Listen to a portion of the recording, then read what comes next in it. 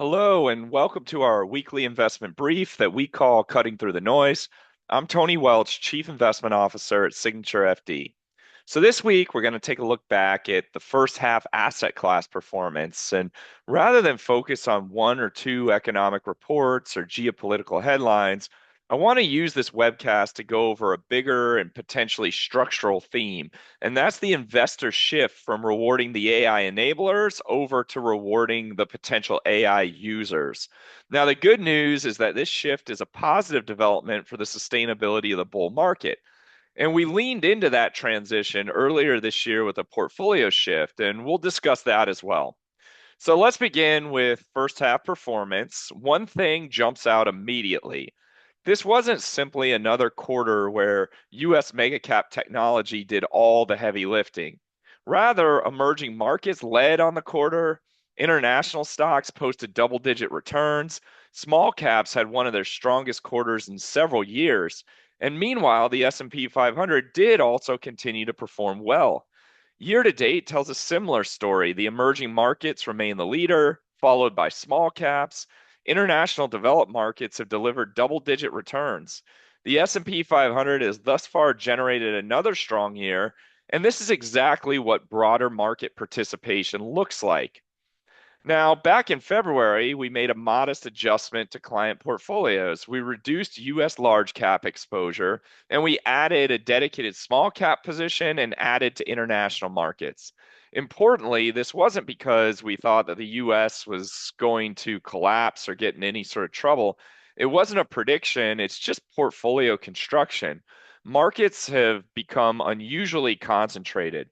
Valuations have become stretched, and we wanted broader sources of return. And as the chart here shows, the biggest stocks do not often remain the biggest from one decade to the next. Different themes tend to emerge, and we want to be allocated to other areas to capture those next big themes. And this chart here shows that eight mega cap stocks have been dominant since the end of 2014.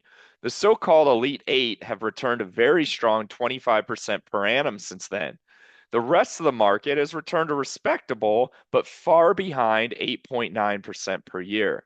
However, in 2026, those eight stocks are up about 1%, while the rest of the market is up over 13%. So this has been a healthy development and indicative of a broader opportunity set for investors this year. And this actually might be my favorite chart this week. Correlations across stocks have fallen to some of the lowest levels we've ever seen.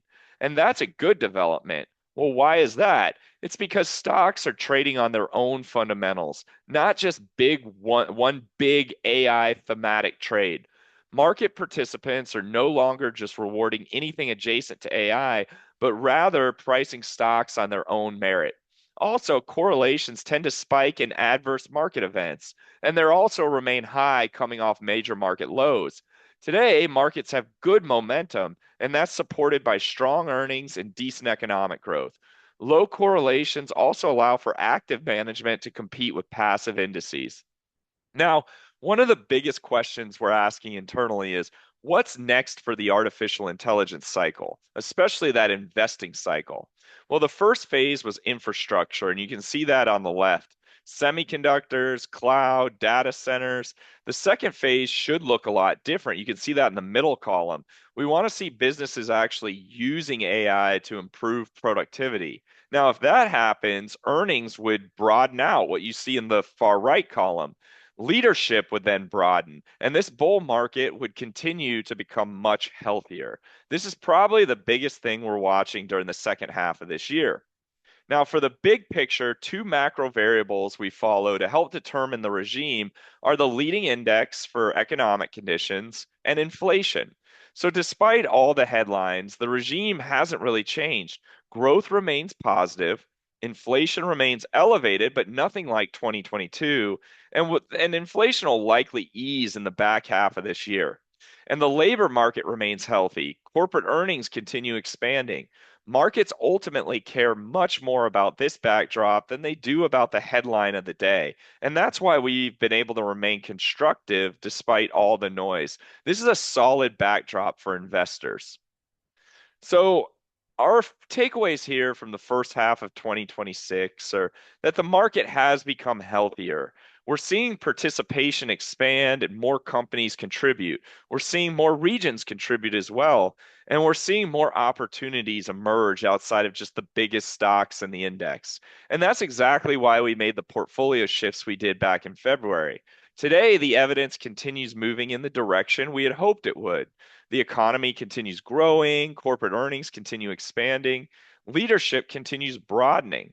And that's a constructive backdrop for long-term investors. We want to stay diversified, focused on objective indicators rather than the headlines, and be forward thinking in our work. And that's what we have for you this week. And as always, I want to thank you for joining us and wish you a great week ahead.